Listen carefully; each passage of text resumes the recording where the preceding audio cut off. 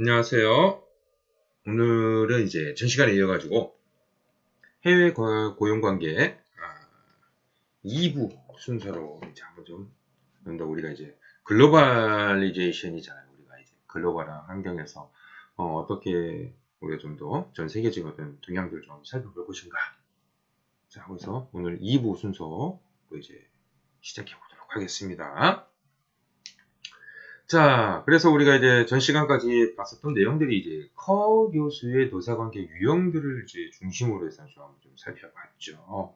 그렇죠? 자, 그러면 이제 우리가 이제 좀 더 이제 확장형 구조로 해가지고 윌리엄 오우치 교수의 이제 사회적 합의형 이 노사관 이제 윌리엄 교육 오우치 교수 하면 좀 들어보시지 않았어요? 경영학에서 이제 제트 이론이라고 아시죠?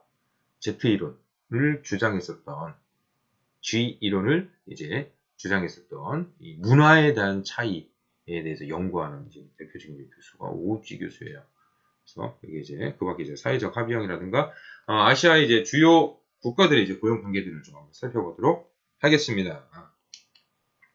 자, 우리 우선 이제 사회적 합의 노사관계 유형으로 해가지고 이제 네덜란드, 아일랜드, 뭐또 스웨덴 이렇게 얘기했습니다. 스웨덴은 뭐 전 시간에 우리가 좀 설명을 좀 드렸었고, 뭐 친권적 노사관계 유형과 사회적인 합의형 어떤 이제 양측면이 좀 존재를 하기 때문에 먼저 좀 설명을 좀 드렸습니다. 자, 네덜란드라고 하는 나라에 대해서 좀 한번 살펴보도록 하죠. 노사관계 이제 방향이 이제 노사공 이제 이의 이제 사회경제협의회 또는 노사 간 협의기구의 노동재단, 노사정의 사회적 합의형이다. 이렇게 좀 표현을 할 수가 있겠습니다. 그래서 노사정, 그리고 노사공, 그리고 노사 간에 이제 양 당사자를 뭐 이렇게 좀 세분화했었죠. 세분화하고 있는 모습. 자, 그래서 이 네덜란드는 굉장히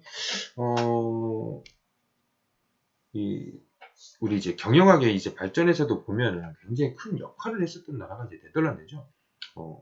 한마디로 이제 주식 시장이 이제 최초로 이제 만들어지게 되어지고, 길드, 이제 세계적 어떤 화폐로서의 이제 가치를 또 만들게 되어지고, 무역에 굉장히 의존도가 높은 나라가 이제 네덜란드고, 이 조그마한 나라도, 아마도 이제 대항해 시대를 거쳐가지고, 이제 아시아라든지 이제 신대륙으로 진출을 굉장히 많이 했었던 대표적인 나라가 이 네덜란드라고 하는 나라죠. 그래서 굉장히 경쟁력이 있는 나라가 이제 네덜란드라고 좀 보실 수가 있어요. 자, 그래서 특징은 이제 이 사회적 합의 노사 관계에서 네덜란드의 특징이 이제 구조조정 과정에서 노사가 적극적으로 이제 참여를 시킵니다. 노사 양당 특히 이제 노가 이제 적극적으로 참여가 된다는 얘기예요. 경제 문제라든지 노동 문제 사회적 합의 기구를 통해서 해결을 하고 있고요. 자, 노사정 합의 체제를 통해서 사회 갈등을 최소화하고 있습니다. 노사정 합의를 통해서. 그래서 이제 사회 이제 대표적으로 이제 논의를 거쳐서 협의가 되어지고 합의를 하게 되어지는 것이죠. 그래서 사회 통합 유지를 하면서 구조적인 성공을 합니다. 특히 바로 1982년 바셀 협약이라고 하는 것이 만들어져요.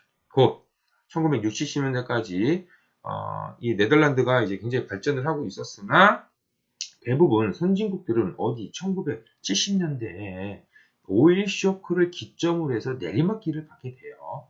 우리나라는 뭐 내리막길을 갈 것도 없었지만 대부분 이제 서구의 선진국들은 내리막길로 가게 되어졌어요.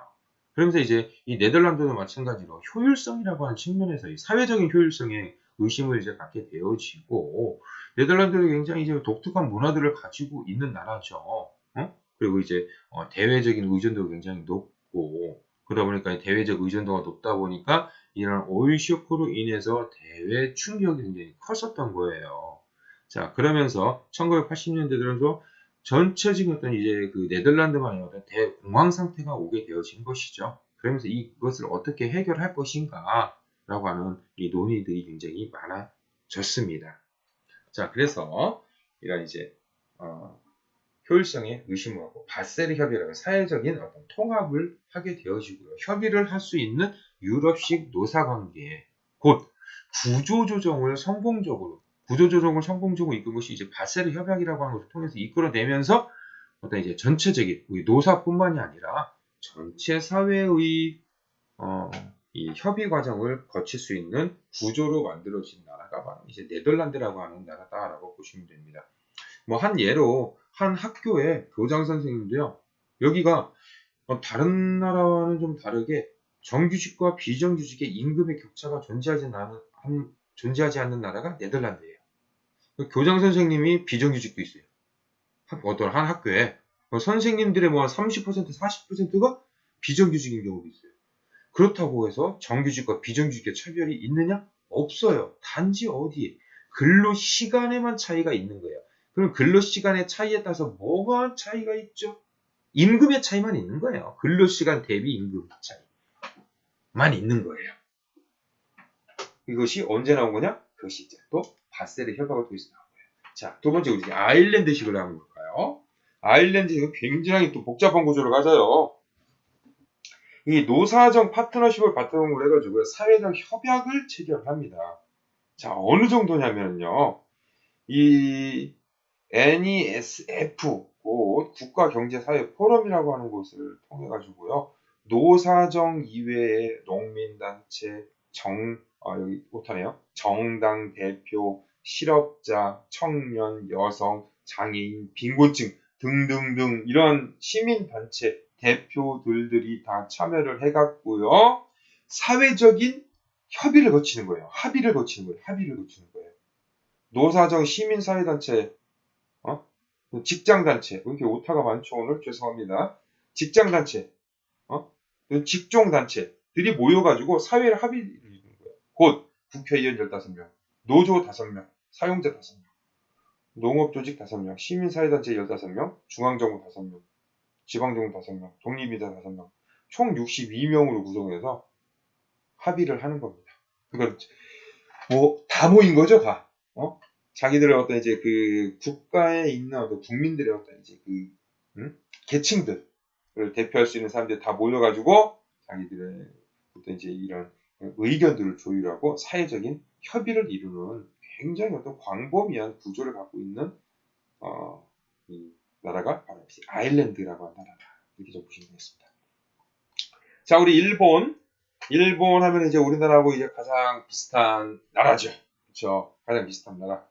전 세계에서 여러분들 이제 일본을 굉장히 미화하지만 뭐 저도 그렇습니다만 이제 일본을 좋아하는 사람들 뭐 그렇게 많지는 않을 거예요. 우리나라 사람들 중에. 그러나 일본을 미워할 수가 없는 게 전 세계에서 우리나라하고 가장 비슷한 나라가 일본이래요. 가장 비슷한 사람 하면은 일본이래요. 자, 그러니까 뭐 잘못하면 뭐 누워서 침 뱉기 아니냐 뭐 이런 얘기도 나올 수 있겠지만 뭐 그런 의미는 아니고 비슷하다라고 하는 의미입니다. 자, 그래서 이제 일본의 고용관계를 우리 이제 가부장적 우리나라와 일본이 들어가죠 대부분 가부장적 노사관계의 유형을 보여주고 있어요. 자, 그래서 가족주의 공동체 원리 그래서 집단주의의 화합을 중심으로 합니다. 곧 화 중심이에요. 조화로울 화죠. 그래서 유교적 중심의 집단주의 공동체 형성을 하는 노사관계 문화를 가지고 있어요. 그래서 화충을 중심으로 한 윤리관인 일본적 무사정신, 곧 노사의 의리관계를 중시합니다. 그래서 이것은 다시 얘기하면 신의와 복종이라고 하는 의미들이죠. 그래서 외면적으로 기업별 노조 시스템들이 있으나 자 어떻게 돼 있다? 여기는 종속적 지위에서의 노사 관계를 가지고 있다. 이렇게 좀 보시면 되겠습니다. 종속적. 자, 내면적으로는 이제 종신고용제. 우리가 있고요. 종신고용제가 이제 성공한 이유 하면 이제 뭐, 나이, 경력, 또 이제 뭐, 연공, 승진, 가족주의, 집단주의. 대부분 이제 나이와 경력을 기반으로 한다라고 하는 것이겠죠. 자, 일본의 특징은 바로 이제 동양의 문화와 서구의 문화가 와서 이 화를 이룬다는 거예요. 조화를 이룬다는 거예요. 일본 애들의 특징이 있죠? 응? 일본만이 가지고 있는 전통 문화, 그거 나쁜 거라고 나쁜 의미를 담고 있어도요, 지금까지 계속 가지고 가요. 그리고 서구의 것을 합리적인 구조로 바꾸어가고 있는 나라가 바로 일본이죠. 그래서 이게 두 가지가 완전히 믹스가 돼가지고 일본만의 것을 만든 것이 아니라 일본의 것, 서구의 것 같이 가가지고 있는 나라가 바로 이제 일본이지 않나 이렇게 봅니다. 내면적으로는 종신고용제죠. 외면적으로는 우리 이제 기업별 노사 시스템에서 기업 의식이 굉장히 강해요. 자, 그래서 전통적으로 이제 종신고용제를 중심으로 했으나 최근에 이제 성과급제라든가 능력주의, 연봉제 도입 등 개인주의가 굉장히 팽배해지고 있는 것이 이제 일본이죠. 그래서 기업 귀속 의식이 이제 제고가 되어지고 있고 기업의 성장의 목표들이 이제 바뀌고 또 기술적 신호로 이제 유도가 되어지고 노동 간접비를 절감하는 방향으로 가고 있습니다. 자, 이제 서구에 비해서 이제 일본도 마찬가지로 일본이 늦었죠. 산업화가 약 한 100여 년 늦은 거예요. 일본도 100여 년 늦었어요. 일본보다는 좀 미국이 좀 더 빨랐죠. 미국이 좀 더 빨랐고 미국을 통해서 일본은 또 배웠죠.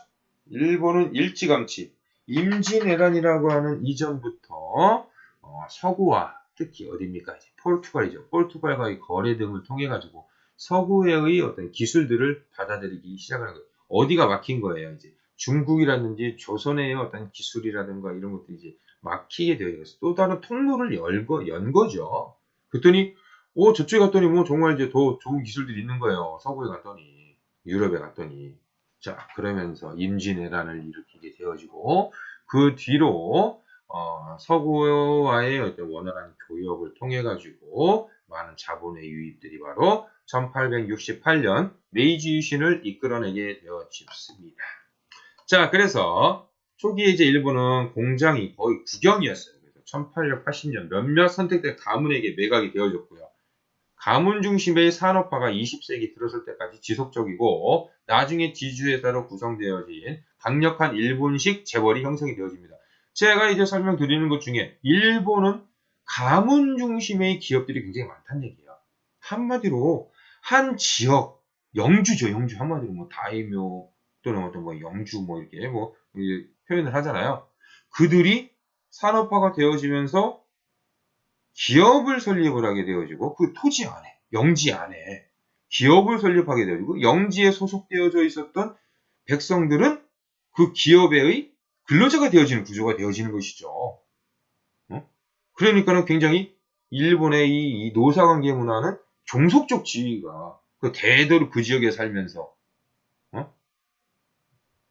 영주는 계속 경영권을 가지고 있고 또 이 근로자들은 대대로 근로를 제공을 하고 있고 그래서 이렇게 노사가 결정이 되어지는 모습들을 보여주는 것이죠. 그러니까는 종속적 지위를 가질 수밖에 없지 않았냐 이렇게도 보실 수가 있다는 얘기예요. 일본의 특정적인 어떤 문화입니다. 자, 1차 세계대전 이후에 이제 극심한 이제 숙련 근로자들이 부족하게 돼서 오야카타를 통하지 않고 직접 직원들을 모집을 합니다. 그래서 기업의 이제 직접 채용과 기업 내 이 도제제도가 이 시기부터 발달을 하게 되어졌습니다. 그래서 1920년, 30년대 온종주의적인 전통이 이제 정립되어졌고요. 30년대 후반 군국주의 체제에 압류가 되면서 노동자들이 해체되었습니다. 산업보국회라고 하는 것이 조직이 결성이 되었죠. 이것이 이제 이제 뭐 일본이 이제 그 식민지를 지배했었던 이 모든 나라에 얘네들이 다 나가게 됐죠. 그래서 뭐 이제 다 관리를 하는 거예요. 자, 1945년 패전을 했잖아요. 그래서 일본 연합군 총사령부가 뭘 만들어서 한마디로 일본이 굉장히 이제 치욕적인 것 중에 하나가 패전을 하고요. 일본에는 헌법이 없었어요. 헌법을 만든 것이 뭐 누가 만듭니까? 연합군 총사령부에서 헌법을 만들죠. 일본의 헌법을 만드는 거예요. 자, 그렇게 되어지면서 고용관계 및 노동자 조직을 재설립하라고 하는 법률들이 만들어지고요. 재벌 중심의 자본가를 견제하고 균형 잡힌 노사 간의 민주사회를 건설해야 된다라고 해가지고 미국식 노동조합이 바로 이제 이 일본에 도입이 되어진 겁니다. 바로 이 연합군 총사령부에 의해서 만들어진 것이 일본의 평화 헌법입니다. 그러니까 얘네들 일본 애들이 얼마나 그 평화 헌법 바꾸고 싶겠어요. 응? 자, 일본은 이제 1억 2천만 명이 좀 넘고요. 경제활동 참가율 62%. 이제 경제활동 인구가 이제 6,600만 명 중에 이제 4.7%가 1차 산업, 그리고 29.2%가 2차, 66.1%가 3차 산업에 종사하고 있습니다. 그래서 84.2%가 임금 근로자이고요. 2004년부터 이제 서서히 이제 일본이 이제 경기를 회복을 하고 있죠. 특히 일본이 이제 아베노믹스라고 표현을 하잖아요. 일본의 이제 근로자 임금은 1997년에 정점을 찍은 이후에 지속적으로 감소를 하고 있어요. 그래서 아베 정권은 그 이유를 일본의 장기 불황과 디플레이션 요인이 하나였다라고 이제 보고 근로자 임금 인상 정책을 실시를 하게 되어집니다. 그래서 노사는 일본의 어떤 또 특징 중에 하나가 춘투라고 해요. 춘투. 춘계투쟁. 춘계투쟁. 우리나라는 하투. 하계투쟁. 하계투쟁이고요. 일본은 춘계투쟁이에요. 그러니까는 투쟁을 하려면 언제 하는 겁니까? 그 이전에 단체 협약을 단체 교섭을 해야 되는 거잖아요. 일본은 한마디로 그 이전에 하는 거죠. 그래서 그게 이루어지지 않으면은 봄에 나와가지고 투쟁하는 거고, 우리나라는 봄에 단체 교섭을 해서 이루어지지 않으면은 여름에 이 땡볕에 나와가지고 투쟁을 합니다. 그래서 하투라고 이제 하투. 자, 그래서 노사는 이제 춘투를 앞두고 입장을 발표를 합니다. 그래서 일본 최대 경영자 단체인 일본 경단련은 전통적인 기본 입장을 견지하면서도 실적이 좋은 기업은 늘어난 수익을 이 고용 확대와 임금 인상에 사용하는 것도 검토할 수 있다고 했습니다. 2014년 이후부터 이제 세계 금융위기 이후 5년간 임금 인상을 이제 바로 일본의 이제 노동조합 최대 조직인 렌고라고 합니다. 렌고. 일본 노동조합 총연합회인데요. 렌고가 임금 인상을 요구하였고요. 디플레이션으로부터 탈출을 강조했고요. 실질 임금 유지와 생산성 향상분에 대한 임금 인상을 요구하면서 중소기업 근로자와 비정규직의 임금 인상도 강조를 하게 되어졌습니다. 그래서 일본만의 어떤 이런 방식들의 어떤 문화들인 것이죠. 자, 이제 최근에 이제 일본도 이제 인구 고령화, 이게 심각해요. 일본도. 그래서 고학력 근로자의 증가, 고학력 근로자들이 증가하고, 여성 노동시장에 여성들이 이제 노동시장 참여들이 증가하고, 특히 이제 외국인 근로자 이주를 최근에 이제 그 어디죠? 이제 베트남에 요청을 했죠. 일본이 이제 간병인들 요청을 몇만 명이죠? 뭐 한 2만 명인가? 뭐 굉장히 많은 인원수, 제가 이제 정확하게 숫자를 좀 까먹었습니다만, 그 베트남에 요청을 했습니다. 그래서 이제 외국인 근로자들 이주를 증대시키고 있습니다. 자, 일본의 모습을 볼까요? 2019년 마이너스죠.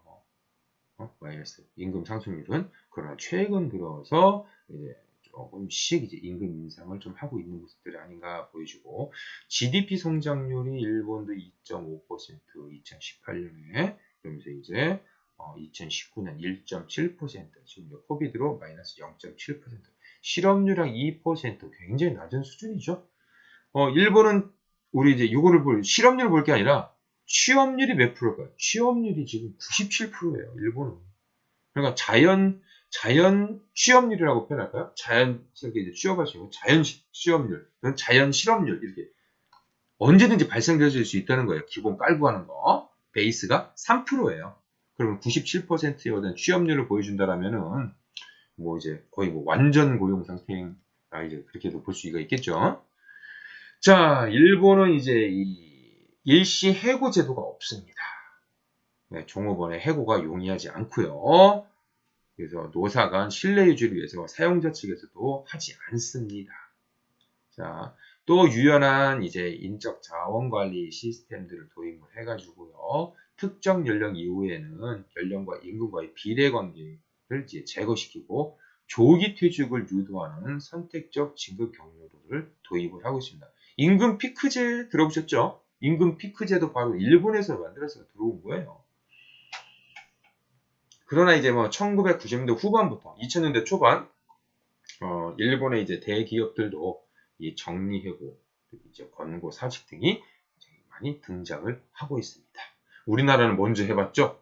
이 IMF라고 하는 애들로 인해서 기구 국제 기구로 통해 가지고 우리나라 97년에 요거 먼저 해봤고요. 그 뒤에 일본이 해본 겁니다. 그 뒤에 우리나라는 이제 외부에서 의해서 강제적으로 한 거고 일본은 자기들한테 이제 자율적으로 이제 실시를 하게 되어진 것이죠. 지금 현재 이제 일본은 당면한 문제, 아까 잠깐 얘기했지만 노동력이 부족한 거예요. 일할 사람이 없어요. 그러니까 이제 취업률이 97%인 거죠. 이민자를 대상으로 한 이제 해법을 찾으려고 노력을 하고 있습니다만 일본인들이 이 외국인들을 대하는 태도가 그렇게 별로 좋지 않아요. 자, 그래서 이 불법 이민자들이 이제 많이 이제 양산이 되어지고 있습니다. 자, 일본은 이제 프리터스라고 하는 프리터스. 그래서 증가를 하고 있고요. 핵심 근로자 이제 근속 기간이 이제 장기화되고 있습니다. 자, 1970년대 이후에 시간제 근로자의 고용이 이제 증가를 하고 있고요. 파견 근로자 수도 증가를 합니다. 그래서 양극화가 일본에서 이제 뚜렷하게 이제 나타나고 있어요. 그래서 성과에 기반을 둔 HRM이 도입이 되어지고 있습니다. 자, 국가별로 이제 비교를 한번 해보면 이제 대립적으로 영국, 미국, 프랑스 정치적인 고용관계라고 있고요. 독일 같은 경우에 민주적, 그리고 기업 조합주의적인 우리나라와 같은 일본과 같은 나라가 이제 여기에 좀 속한다 해서 좀 비교를 이렇게 한번 해볼 수가 있겠습니다. 자, 다음은 이제 우리 이제 유럽 전환경제 국가들의 이제 고용관계를 한번 살펴보도록 할게요. 체코, 폴란드, 헝가리, 유럽의 이제 동유럽의 이제 대표적인 국가들입니다. 이제 러시아에서 이제 벗어나가지고 러시아의 이제 뭡니까? 공산주의 체제에서의 계획 경제에서 벗어나서 자유시장 경제로 전환을 하고 있는 국가들인 거죠. 그래서 특히 이 동유럽의 맹주하면이라고 되는 거 체코입니다. 체코. 처음에 우리가 이제 좀 주요하게 봤었던 나라가 이제 폴란드하고 헝가리를 주요하게 봤었어요. 그런데 최근 이제 뭐 체코라고 하는 나라가 뭐 무섭게 이 경제 성장을 하고 있습니다. 그러나 이 체코의 굉장히 큰 문제점 중에 하나가 무엇이냐? 세계 다국적 기업의 조립 공장이 바로 체코다라고 표현을 하는 거예요. 곧 자국의 브랜드가 없이 해외에 있는 다국적 기업들이 체코에 와서 생산만 하고 있다는 얘기죠. 생산을 하고 있다는 얘기예요. 우리나라에 뭐 현대자동차, 기아자동차, 뭐 삼성, LG 다 체코에 다 있습니다. 왜? EU고 EU 안에 포함되어져 있고 또 인건비가 싸고 그렇기 때문에 이제 무관세로 유럽으로 들어갈 수가 있죠. 자, 그래서 이제 이 체코는 이제 1989년 벨벳 혁명, 신사혁명이라고 합니다. 그래서 이제 비폭력 혁명으로 이제 공산당 정권이 무너집니다. 이제 왜냐면은 1989년 이 시기가 우리가 이제 공산주의가 무너지는 시기예요. 곧 구소련이 무너진 거예요. 구소련이 이제 막을 내리고 이런 이제 그 체코, 폴란드, 헝가리 동유럽의 국가들이 이제 독립을 선언을 한 것이죠. 그래서 동유럽의 민주화 혁명 매우 중요한 이 사건이 바로 이제 이 벨벳 혁명, 신사혁명이라고 합니다. 자, 폴란드 이제 마조비에스키라고 하는 이제 총리가 있는데요. 폴란드 이제 자유시장 경제 체제로 전환하기 위해서 급진적인 개혁에 착수를 합니다. 이 사람이. 그래서 가격 통제, 보조금, 중앙의 경제 계획이 축소되고 기업의 사유화를 촉진해서 안정된 태완 통화를 신설을 했어요. 그래서 인플레이션을 억제를 위해서 노동 임금을 동결하는 등의 조치들을 취했고, 자, 그 뒤에 이제 1990년 바웬사의 이제 체제 개혁들이 일어납니다. 헝가리도 1989년에 헝가리 민주 포럼. 자, 한번 보죠. 자, 그래서 유고, 헝가리, 폴란드, 체코 이렇게 볼 수 있죠. 그래서 이제 기업 자치관리 노사관계 유역이다. 근데 유고는 아직 뭐 옛날에 뭐 유고슬라비아 여기도 마찬가지 체코슬로바키아 그리고 슬로바키아를 뭐 슬로베니아 뭐 또 유고슬라비아가 슬로베니아인가요? 슬라비아 뭐 이런 식으로 해서 뭐 또 여기서도 또 다 또 이제 또 나눠졌어요. 이제 유럽 같은 경우에는. 그래서 근로자 자치관리 제도형이다. 그래서 종업원들이 경영에 참가하는 방식이다. 왜 특징을 한번 살펴보면요.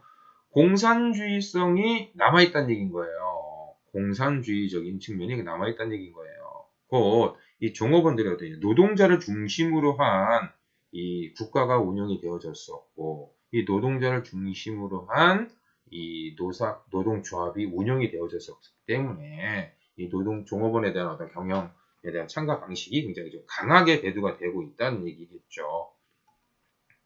자, 특징은 이제 종업원에 대해서 자치관리 기구 경영을 통해서 근로자의 관리자가 경영 통솔 기구를 운영합니다.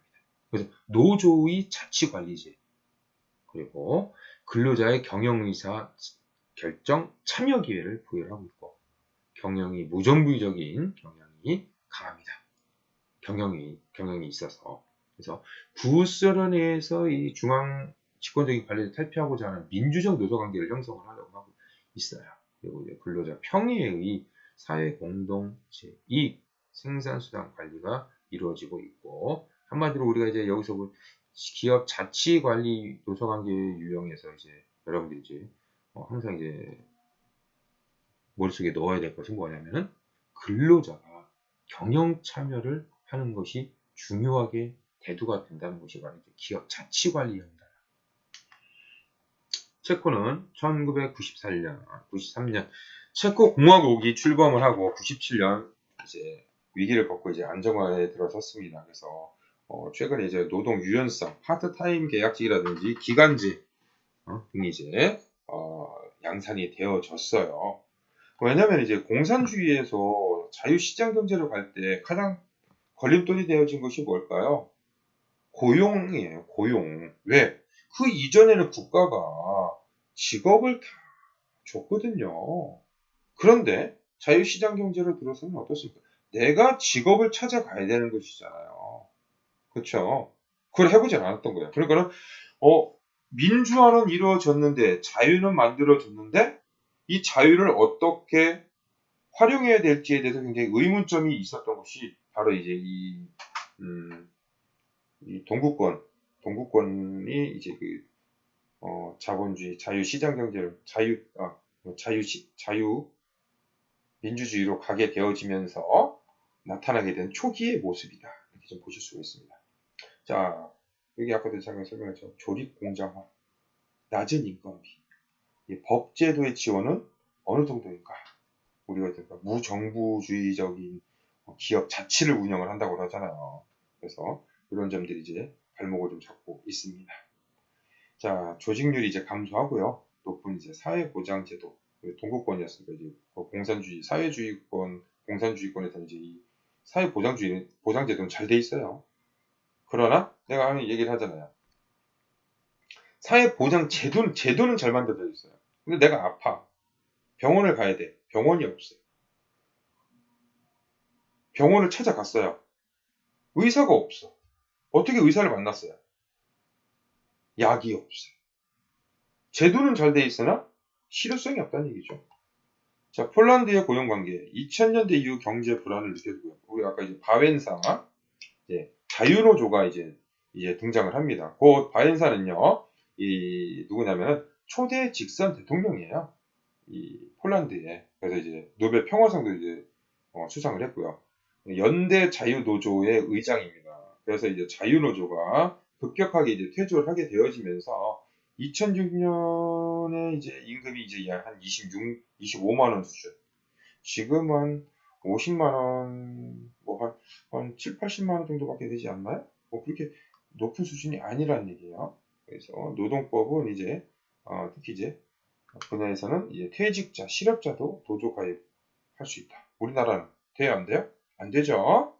노동 분쟁은 법원을 통해서 해결이 됩니다. 헝가리 1989년 평화적인 혁명 이후 시장 경제로 급속히 전환을 하고 있고요. 노동 시장에서 이제 특히 이제 높은 학력, 서유럽에 비해 낮은 임금, 그래서 이제 직장 협의회가 설치가 가능하고 헝가리도 이제 조직률이 이제 굉장히 하락을 하고 있습니다. 교섭을 해서 이제 결렬이 되었을 때 조정이 시작되어지고요. 법원이 중재하고 이후에 쟁의 행위가 가능합니다. 권리 분쟁의 경우는 노동법원에서 해결을 하고 있다. 자, 아직 뭐 갈 길이 좀 멉니다. 자, 중국입니다. 중국. 중국에서 이 노동시장은 어떠한가 보면, 예, 중국은 이제 노동은 상품이 아니다라고 좀 표현을 합니다. 그래서 중국에서 노동력은 상품이다라고 이데올로기에 전환이 되어졌다는 얘기입니다. 이제는. 그래서 중국 노동시장의 특징은 전통적으로 볼 때 방대한 농촌 인구의 도시 유입 통제와 국가가 할당하는 과잉 노동력의 비효율적 활용이다. 그러나 개혁개방 이후 농촌에서 인민공사 체제를 해체하여 잉여 노동력이 도시로 이동하는 것이 가능해졌고, 중국 정부는 이들이 스스로 직업을 찾도록 하는 정책을 시행함으로써 노동력 수급의 주체를 포기한 바 있었습니다. 그러나 농촌의 잉여 노동력들이 도시로 이주를 해가지고 일을 한다고 해가지고 도시에 있는 근로자들과 똑같은 일을 해도요, 임금을 똑같이 받을 수 없다. 뭐냐? 여기는 이제 중국 같은 경우는요, 또 뭡니까? 내가 농촌에서 태어났잖아. 난 농민공이에요. 도시에서 태어났냐? 난 도시공이에요. 그 임금의 격차가 있어요. 농촌에서 일하는 것이 더 많이 벌까요? 도시에서 일하는 것이 더 많이 벌까요? 도시에서 일하는 것이 더 많죠. 더 많이 벌겠죠. 그리고 내가 이제 농촌에서 공부 잘해가지고 도시로 이제 대학교도 나오고 도시에 와서 일을 하게 됐어요. 그러면은 우리 어디로 갈까요? 상해라고 할까요?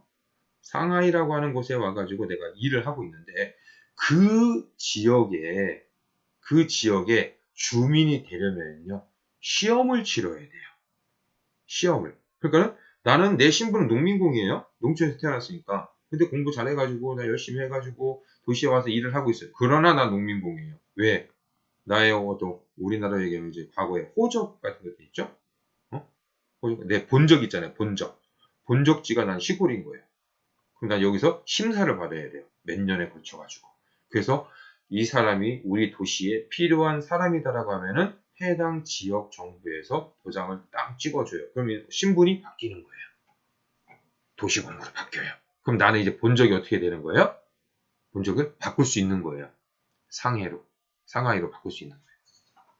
자, 중국 노동시장의 특징이 이제 노동력의 공급이 수요를 초과했어요. 그래서 농민공대 차별을 해요. 비정규직이 확대가 되어지고. 그래서 농촌의 노동력이 이제 도시로 이동하면서 이제 임금 격차, 조금 전에 말씀드렸죠. 또 신분의 차이가 있다. 이렇게 얘기를 할 수가 있어요.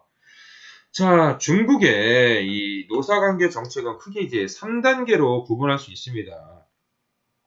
3단계로. 그래서 중국의 노사관계 이제 전통적인 시장 경제와 달리 경제체제 개혁의 필요에 따라서 형성된 특징을 가져요. 그래서 이동이 자유로운 노동시장을 구축하고 이를 기초로 해서 시장화된 노사관계를 구축하는 목표를 가지고 있었습니다. 이것이 바로 이제 1978년부터 1993년까지예요. 그래서 시장화 노사관계 구축 단계. 2단계는 1994년부터 2001년까지. 그래서 1992년 사회주의 시장경제체제 도입 이후 사회주의 시장경제체제죠. 그래서 국영기업에서 소유와 경영 분리가 추진이 되고 민간경제는 급격하게 발전합니다. 자, 그러나 이제 이러한 시장화 노사관계는 필연적인 근로자의 불만과 저항을 가져오게 됨에 따라서 중국 정부는 시장화 노사관계와 근로자 권익 보호라는 이런 이제 상반된 두 가지 목표를 추구하게 돼요. 그래서 시장화 노사관계 1단계의 시장화 노사관계, 2단계에서는 시장화 노사관계 플러스 근로자 권익 보호. 자, 마지막 3단계는 2002년부터 현재까지 추진 중인데요. 이 시장화 노사관계가 어느 정도 완성됨에 따라서 중국의 노사관계는 행정통제 방식에서 시장 조정 방식으로 바뀌게 되죠. 하지만 근로자의 권익 침해 현상이 계속되면서 노동 정책은 근로자 권익 보호에 더 중점을 두게 되어집니다. 그래서 중국에서의 노동 상권을 살펴보면은 다음과 같습니다. 첫 번째로 단결권과 관련해서 아까 이제 얘기했죠. 공회법, 노동조합법인데요. 공회는 노동자들이 자발적으로 결성한 노동자 계급의 대중조직이다. 중화전국 총공회 및 각 공회 조직은 노동자의 이익을 대변하고 법에 따라 노동자의 합법적인 권익을 보호한다 라고 정하고 있습니다. 그러나 총공회 이외의 노동자 단체는 인정하지 않고 있고요. 다음으로 이제 단체 교섭과 관련해서는 노사관계의 안정화 관점에서 정부 당국이 주도적으로 추진하고 있어요. 또한 단체 교섭과 관련된 규정들이 단일 법률로 존재하지 않고 단체 협상 시범 시행 방법이라고 하는 것과 단체 협약 규정 등 행정법규 규정 등 하위 규범에 규정하고 있으며 그나마 있는 규정들도 단체 교섭의 절차에 대해 간단하고 모호하게 규정을 하고 있습니다.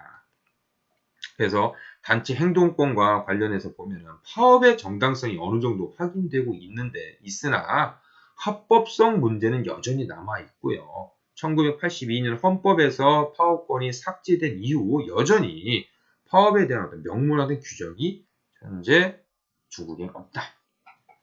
자, 중국을 보시면 이제 14억이죠. 14억.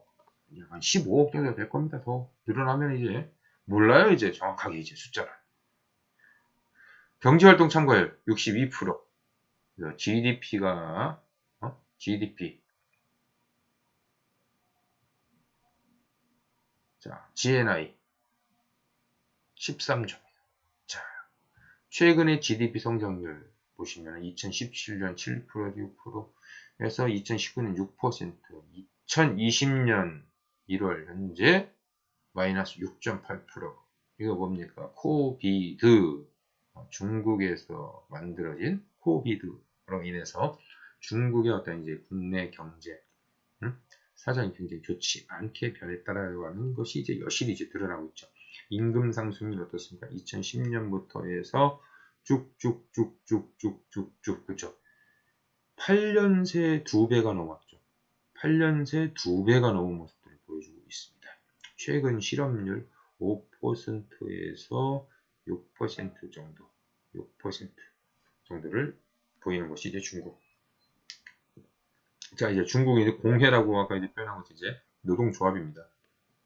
경영 참가라는 이제 권익 보고 교육훈련, 기업 발전 동참을 하고 있고요. 이제 뭐 95년 이제 좀 옛날 자료이긴 하지만 1억 400만 명 정도가 이제 되어졌고요. 임금 이제 얼마 이제 여기서 이제 얘기하는 것이 이제 찌젠궁증 작업량에 따른 이제 성과급을 이제 시행을 한 것이 1978년부터 시행을 했습니다. 그리고 연평균 15에서 20%씩 명목 임금들이 증가를 하고 있고요. 일평균 8시간, 주당 40시간. 비고정 근로도 주평균 44시간. 1995년부터 주 5일제를 실시했습니다. 자, 가족 방문 휴가가 1년에 1회. 배우자 방문 시 30일, 부모님 방문 시 20일입니다. 이제 중국 같은 경우에는 한 지역에 내가 살면요. 왜냐하면 이게 중국이 왜 가족 방문 제도가 있는지에 대해서 좀 생각해 볼 필요가 있는 것이 중국은 과거에 이제 정부에서 다 직업을 줬죠. 직업을 만들어 준 거예요. 넌 이래. 공산이잖아요, 공산. 그래서 이제 배분하는 거예요. 자, 그러다 보니까 이제 남자와 여자가 결혼을 해야 되는데, 결혼을 하다 보면 어떻습니까? 같은 지역에 있는 사람과 만나서 결혼을 할 수도 있어요. 그렇지만, 뭐 집안에서 뭐 결혼을 시켰다든가 어떤 여러 가지 이유들이 발생을 해요. 그러면은 남자는 북경에 있고, 여자는 뭐 이제, 뭐 상해에 있고, 뭐 이런 일들이 이제 중국에서 이제 빈번하게 일어나더란 얘기예요. 결혼을 했는데. 그러다 보니까는 서로 떨어져 지내는 거예요. 결혼을 했는데. 내가 옮길 수가 없어요. 직장을 옮길 수가 없어요. 쉽게 옮길 수가 없다는 얘기예요. 그래서 만약에 방문을 하잖아요. 그러면 이렇게 이제 30일 주는 거예요. 아예 한 달 쉬어라 그냥. 부모님은 20일 주고. 이런 어떤 이제 구조를 갖고 있는 것이죠. 자, 단체 교섭. 예. 오늘 오타가 너무 많아서 죄송합니다. 노동 분쟁입니다. 노동 분쟁. 노동쟁이 시 이제 내부 조정, 현시 직할시에 이제 노동쟁의 중재위원회에서 법원에 소송을 하고요. 2008년 이후 뭐 이제 10만 건이나 되고 이후 이제 계속적으로 이제 감소하는 모습도 좀 보여주고 있습니다. 자, 이제 사회보장제도가 이제 중국에서도 이제 완벽하게 이제 추진하려고 하는 모습들을 2050년까지 목표로 이제 하고 있고요. 양로, 실업, 의료, 산재, 생육보험 등이 있습니다. 자, 그래서 이제 22개국 아시아 국가 중에 빈부의 격차. 이거는 뭐 어떻게 보면 전 세계에서 빈부의 격차가 가장 큰 나라이지 않을까라고도 이제 얘기를 하죠. 이제 보면은 이제 상해 이제 최저임금이 이제 2006년에 이제 752위안이었어요. 당시에 이제 12만 5천 원. 2011년 볼까요? 여기 이제 선전시 월 최저임금이 1320위안. 그래서 2020년 12위안이 이제 1728원이었습니다. 2015년까지 매년 13% 인상할 계획을 갖고 있었고요. 그 뒤에 이렇게 보시면 최저임금에 대한 이제 도시별로 나와 있죠. 이제 상해가 이제 가장 비싸요. 상해가 2,480위안, 선전 2,200위안, 베이징, 그리고 광둥, 텐진, 장수, 저장, 산둥, 허난, 신장, 충칭, 산시, 스촨 이렇게 해서 기준들 이렇게 해서 1기준으로만 보시면 되겠습니다. 그래서 가장 이제 비싼 곳이 이제 상해. 그래도 지역마다 다 다르다. 최저임금 기준들이. 자, 베트남입니다. 베트남을 보시면은 우리가 베트남도 약 1억이에요. 1억. 2019년 현재 76.8%, 76.6% 경제활동 참가율 굉장히 높죠. 이 동남아 지역의 경제활동 참가율이 굉장히 높은 이유가 있어요. 이 여성들의 경제활동 참가율이 굉장히 높아요. 왜냐? 이 개발도상국일수록 여성들이 할 일이 많아요. 남자들보다. 자, GDP 2,449억 달러. 2018년 세계 45위권입니다. 베트남 같은 경우에. GDP 성장률 보시면은 2017년 6.28로 해서 7% 고속 성장을 하고 있죠. 이제 2020년 1월 기준으로 보면 3.82% 정도. 좀 떨어진 모습. 이제 최저임금 증가율을 보면요. 약 4배가 늘었죠. 그쵸? 10년 새 4배가 늘어난 모습들. 정말 수직, 이렇게 그냥, 포물선도 아니고 그냥 쭉 일직선이죠.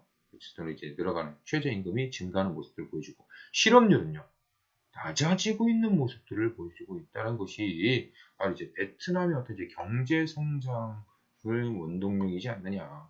그만큼 실업률이 낮다는 것은 경제활동 참가율도 높아지고 있다는 것을 뜻할 수가 있겠죠. 자, 베트남이 이제 도이모이라고 하죠. 도이모이. 그래서 개혁 개방 정책을 통해서 외국의 자본 투자를 유치해서 시장 경제를 도입을 하고 있는 나라입니다. 그래서 노동시장 이제 민간 부분이 이제 급장을 하게 되어지면서 이제 자본주의, 거친 자본주의에 대해서 이제 제한을 하고 있고요. 월 평균 최저임금이 54.7달러에서 이제 점점 이제 늘어나고 있는 거예요. 이제는 최저임금이. 자, 이제 당사자 간의 이제 쟁의 행위 발생 시 당사자 간의 자율적 협의가 원칙입니다. 가장 좋은 것은 노사 당사자가 협의하는 것이 가장 좋죠. 또 이제 외자 기업과 이제 이에 따른 어떤 이제 노동법과 관련된 문제들이 발생을 하고 있고요.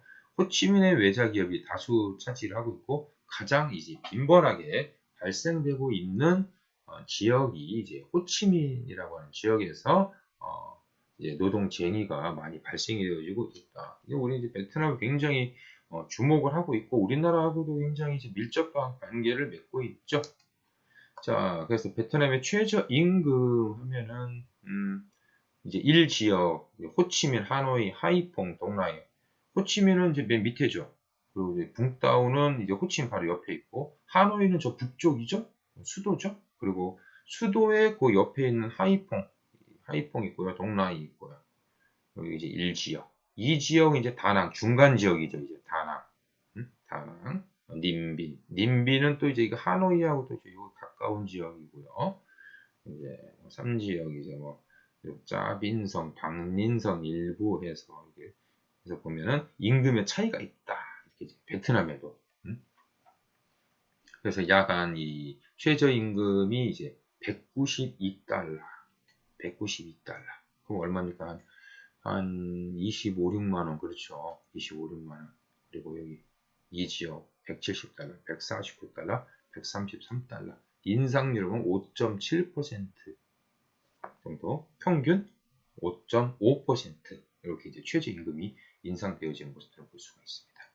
그래서 여기 이제 동입니다. 우리나라 돈으로 좀 따지려고 하잖아요. 요거를 딱 공 하나 지워요. 그런 다음에 여기서 반으로 나눠요. 반으로 나누면 우리나라 돈이 딱 나옵니다. 베트남 돈은 우리나라 돈으로 해가지고 여기서 이제 우리나라로 하잖아요. 여기서 공 하나 지워요. 그런 다음에 나누기 2 하면은 우리나라 돈이에요. 자, 인도네시아 떠오르는 나라죠. G20에 포함되어져 있는 나라가 인도네시아예요. 인도네시아 무시하면 안 돼요. 그래서 2억 7천만 명, 세계 인구 4위입니다. 그래서 경제활동 참가율 69.32%. 자, 보실까요? 인도네시아 GDP 성장률 약 4%에서 5%. 이제 여기 1월달에 이제 좀 줄었죠. 자, 최저임금 인상률 보시면 2012년도부터 해가지고 여기도 뭐 쭉 해서 약 한 4%까지 약 3배 정도 올라가고 있고요. 최근 실업률은 쭉 안정세를 취하고 떨어지고 있는 모습들을 보여주고 있습니다. GDP 대비 이제 GDP 1조 421억 달러 2018년 기준 세계 16위 기준입니다. 굉장히 높은 수준이에요. 자, 인도네시아는 이제 2005년 2억 3천만 명에서 이제 약 2억 7천만 명 높은 실업률을 가지고 있었습니다. 최근 이제 안정세를 좀 보여주고 있고요. 예, 자카르타 지역의 이제 월 평균이 2007년에 100달러 수준이었어요. 자, 노동 환경은 비교적 상세하고 합리적으로 규정이 되었고요. 고용 유연화 규정들이 확대해 적용이 되어지고 있습니다. 98년 이후 민간부문 근로자들 20인 이상 승인 없이 노조를 결성 가능하고요. 200만 명이 조합원을 가지고 있습니다. 그리고 이제 최저임금 미준수가 가장 큰 쟁의 행위의 원인이 되어지고 있고 민영화도 그 이슈가 되어지고 있습니다. 자, 그래서 인도네시아 이제 최저임금을 한번 보면 여기죠. 뭐 자카르타 지역, 자카르타 지역을 통해 가지고 이제 높은 임금 수준들을 보여주고 있죠. 여기 옆에 보시면 자카르타, 파푸야, 북부 슬라웨시 해서 이제 임금 인상률이 약 8%입니다. 여기도 이제 인도네시아도 임금 인상률이 지금 굉장히 높은 수준으로 지금 이제 이어지고 있다라고 하는 거예요. 여기가 이제 자카르타, 여기가 이제 가장 이제 높은 수준. 자카르타 이제 반탄, 자바, 뭐 여기 있죠? 여기 또 이제 아까 여기 2위, 여기 파푸야 지역 여기 좀 굉장히 좀 높은 모습을 좀 보여줄 수 있고요. 또 요 지역도 조금 높은 모습입니다. 아체, 요 지역, 아세죠? 아세 지역이 좀 이제 높은 수준을 보여주고 있죠. 아세, 자카르타, 그리고 칼루, 그리고 파푸아 그 지역. 여기도 마찬가지 인도네시아도 지역마다 다 최저임금이 달라.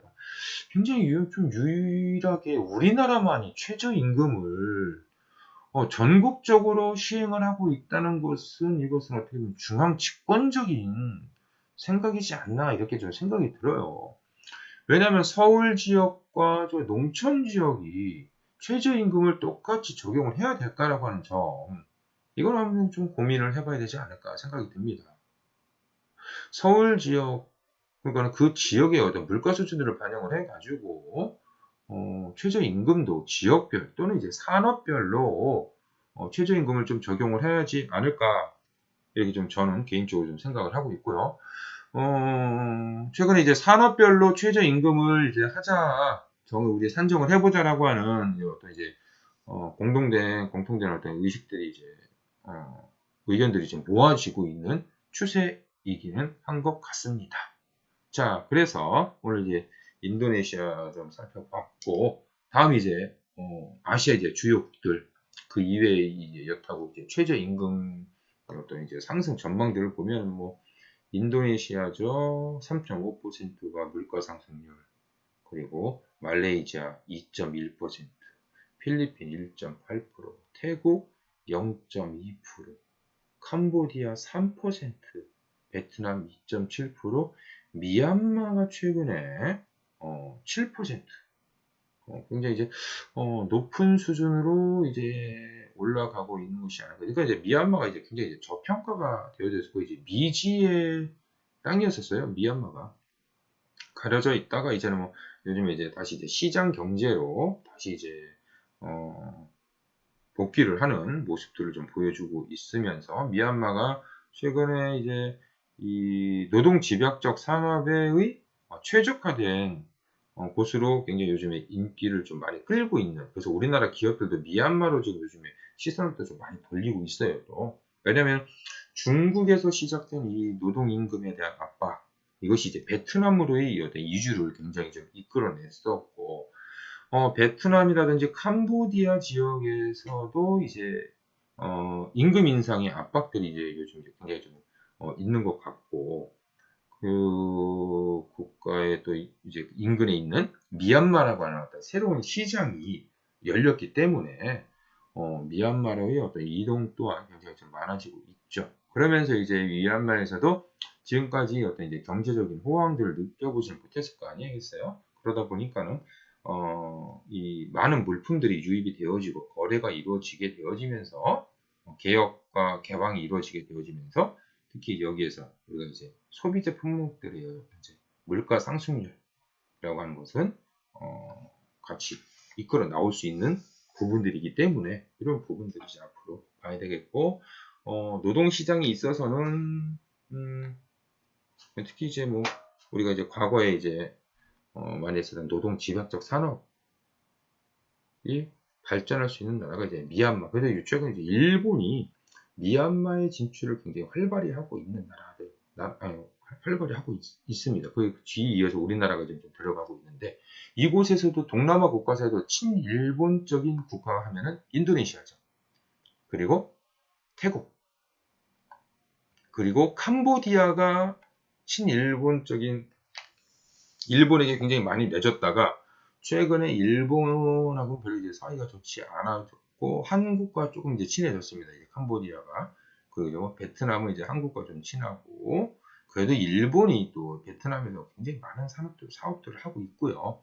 미얀마에도 일본이 많이 들어갑니다. 그래서 일본이 아시아의 이 시장을 굉장히 일찌감치 선점을 많이 하고 있었다라고 하는 점들을 한번 보셔야 되고, 우리가 이제 이 고용관계 인사 HRM이라고 하는 관점에서 보게 되어지면은 국내라고 하는 협소한 시장에서 벗어나서 이러한 아시아의 어떤 거대한, 이 동남아시아 시장도 굉장히 거대해요. 이 거대한 시장, 그리고 떠오르고 있는 시장으로 이 진출을 해야 되는 것은 아닌가. 그리고 그들에 대한 어떤 현지법, 노동법들에 대한 이해, 국가 간의 어떤 노사 간과의 이해들, 이런 부분들을 우리가 중요하게 살펴보셔야 할 것으로 예상을 합니다.